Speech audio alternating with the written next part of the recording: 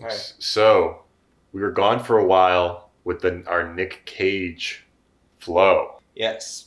But now we're back with another Nick Cage discussion. This time, we're talking about the 1998 drama, thriller, crime, mystery picture, 8mm. 98. Directed by Joel Schumacher, written by Andrew Kevin Walker, the one and only Andrew Kevin Walker, the writer of Seven, and the director of Batman and Robin, team up for this gritty, grounded, underground, sleazy Hollywood movie. Hollywood. You got Hollywood in there for... Because it gets a little Hollywood. It gets a little... It gets a little Hollywood compared so. to like something like Seven. Yeah. This movie gets a little Hollywood. Yeah. Seven, like, you don't even know what city they're in. This is like... No, Seven is like way more like... It's much better than this.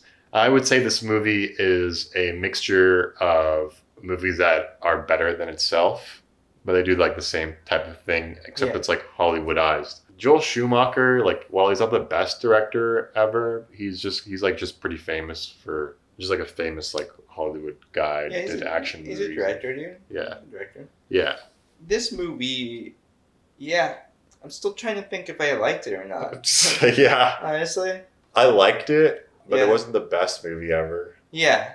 It was without But a doubt. I definitely this is like the movie I kind of wanted to talk about the most. We have Nicolas Cage playing a private eye. And this movie is really interesting because in the beginning, he's supposed to be playing this like regular dude who's like really sensitive and stuff. And when I'm watching him play that, I'm just thinking to myself, he's really holding back right now. He's like really holding back of like what he actually is. Because you really, the last few movies we've seen with Nicolas Cage, he's already a badass from the beginning. And we're kind of like used to seeing that, you know, he's already like kind of like this badass from the beginning, like full Nick Cage. Yeah. And in this one, he's like supposed to be playing a more like sensitive guy. Like, you know, he's just like...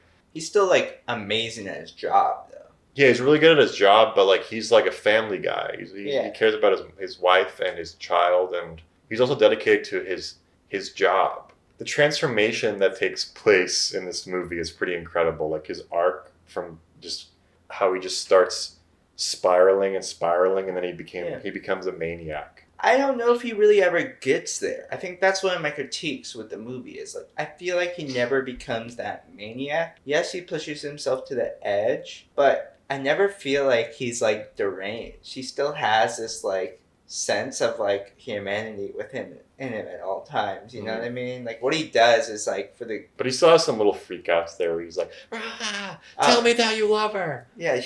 Like, yeah, I mean he gets Nick Cage for sure. Yeah. Yeah, he has to. So this story is literally, there's like story elements in this that are beat for beat hardcore by Paul Schrader. It's literally like it's the same shit that goes down. It's also reminiscent of Seven, and then also Cruising by William Friedkin, another one, you know, that's like the same. He's delving into this world that he's not used to, and it's gritty, it's sleazy, but he plays this PI that gets hired by this rich man who dies, family, his widow, to basically find this girl, because in this safe after he died, they were taking all this stuff out of his safe, and there was a film reel in there. Not just any film reel. An 8mm film, yeah. And on it is a video of a young woman who is killed. So it's a snuff film. But he doesn't necessarily believe that's a snuff film, because he says snuff films don't exist. Yeah. Okay? I doubt this is a real... They're tales, you know? They're things meant to scare you. They're all faked. Yeah, so basically this woman hires him to track down what happened to this girl in the film, because it's tied to her husband, blah, blah, blah. Finds out that she moved to LA to become an actress, but she eventually took a different path. She was an actress in a different type of film. One of the hardcore pornographic genre. Shut the fuck up. Yeah, she was, dude. Yeah, she was. He finds out, he delves deeper, and he needs help in this world. He needs to know information about this world, how it operates. Like, he needs, like, connection. He's a fish out of water here. He's a family man. Yeah. He doesn't know about hardcore porn.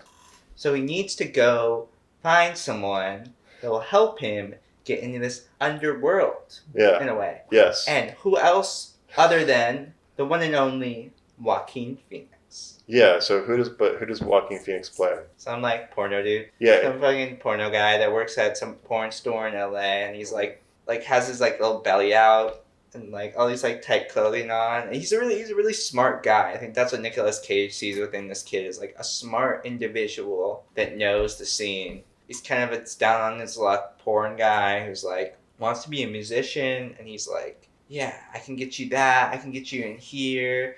Yeah, what are you looking for? There's a lot of things you could look for, or something like that. And like takes into things. It's like, yeah, you got anything you want. Bestiality, BDSM, they have the whole range, or something like that. Yeah, it's Joaquin Phoenix. Yeah, and this is, and he helps, and he pays him money to help. Like he pays him well in order to like try to find this girl. And this is where we're getting into hardcore territory, because that's exactly like what happens in fucking hardcore. George C. Scott's daughter is doing porn, and he goes to LA, and he hires a prostitute to help him find this girl. And then basically by the end of the movie, when he doesn't need her anymore, like their relationship kind of ends because there's nothing else they can give each other. And that's basically what happens in this film, because there's a point where he says to Joaquin Phoenix, "Oh, I don't like need you anymore, but like I really like you, and like maybe we can hit each other up sometime and link." And Joaquin Phoenix is like, "Dude, like you don't need, like there's no way we're gonna link again. Like we're too different. Like you know, like you only needed me for this, and now that's done."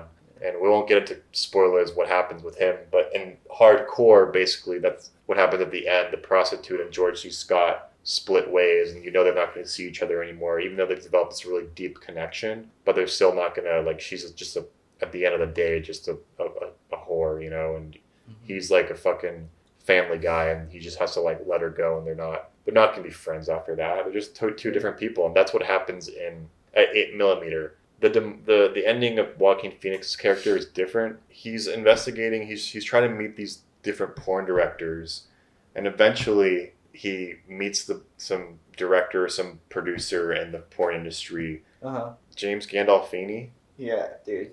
Yeah, I mean, James Gandolfini. James Gandolfini is in this movie. He plays like some asshole porn producer guy who's got involved with the wrong people. He's so good though, dude. Like, oh, I love James Gandolfini, dude. He like, there's something about him where it's like, dude, I fucking see him so much as like, you know, Tony from The Sopranos, but then I'll see him in like another role. I'm like, dude, he's totally that guy. He's a great actor. He's such a good actor. Yeah, dude. he's a real actor. I like believed he was a sleazy porn guy in this. Like, I was like, yeah, he fucking fits that role. Like, I don't know, there's something about him where it's like, he's a great character actor because like he can be like this fucking alpha and he can be this fucking beta. You know what I mean? Like really easily. Yeah, he plays like a sleazy porn producer who's really an asshole and fucks girls in his office and shit. Well, he's like such a huge Nicolas asshole. Cage looks at him across the street. Yeah. But yeah, so, and then he delves deeper into this, and he unravels what happened to this girl, and eventually he meets this really famous hardcore underground snuff director who's played by Peter Stormare. Yeah. Who's also another really good actor too. Yeah, another really good, and dude, his scenes are so good in this, dude. Like the more you unravel this, like the better it gets. Like, to like where it like culminates at this like fucking warehouse scene where you're just like, dude, this is so sick, and the way it plays out is so fucking cool, dude. Yeah, some of it's pretty Hollywood, but a thing that I really liked about this movie was when the killer is finally revealed, and he's just like a more even normal guy than Nicolas Cage is, and that's like a really interesting. Yeah. Found the idea interesting about like serial killers, how they could just be anyone, and you never know who anyone is behind closed doors or who people really are. Because this guy, the killer, is really just some normal guy that like lives with his mom still. And he's like kind of a mama's boy, you know. I love like the way like the killer is like, you're questioning why I did this. Like how could someone like this do this? I'll answer it for you. Definitely. He's like, it's not because I was abused. It's not because I had a bad upbringing.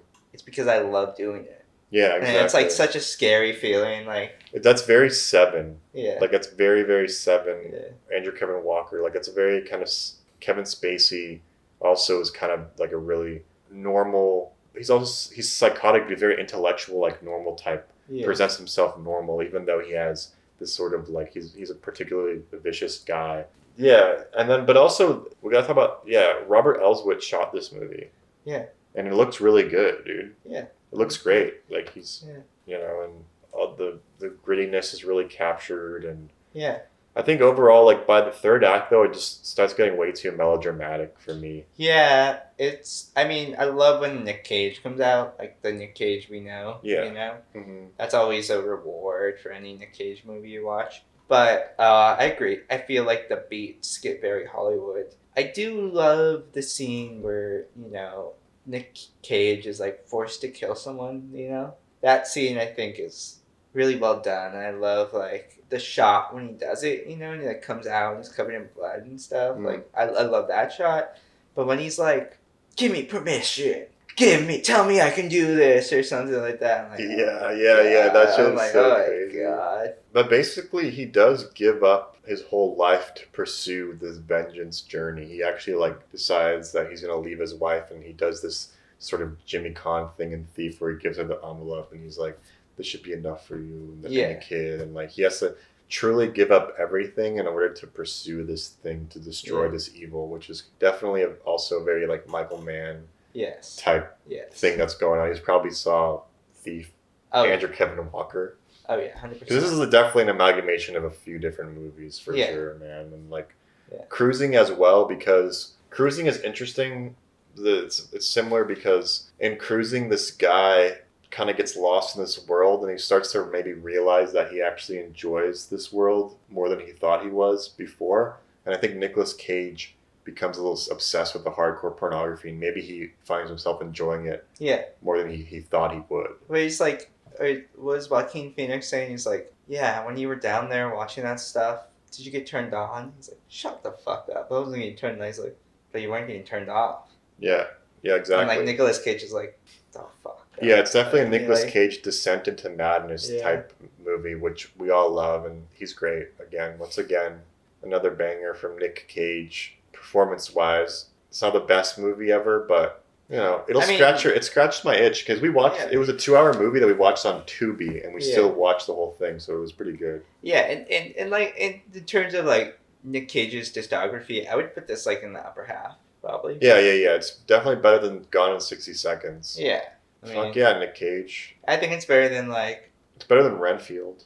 It's better than Renfield. It's better than Face Off, I think, personally. Oh yeah, Face Off, Snake Eyes. Yeah, I think it's a little better than those. I don't know. Those are both stylized too, in their own way. They're like very unique. So I put it like along that line, I'm glad we watched another Nick Cage movie. I want to watch more, honestly. Yeah, maybe we should.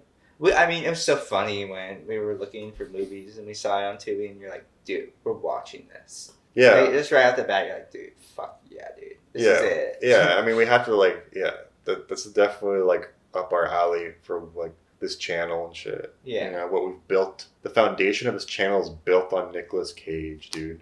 Yeah. I'm a big fan. It's built off of Nick Cage and Guy Ritchie. Yeah. Yeah, those are the pillars of our channel. Yeah, dude, for real. Let us know if you've seen this movie, and if you give us a thumbs up if you like this video, or give us a thumbs down if you don't like this video. And subscribe. If someone made it to the end and they're like, dude, you know what? I fucking hate this video. I'm gonna give it a thumbs down. Like, I wouldn't fault them, As long as they made it to the end. Yeah, if you make it to the end, like, as if you hate it, then hate it, Yeah. But if you went to the end, then you're a true fucking fan.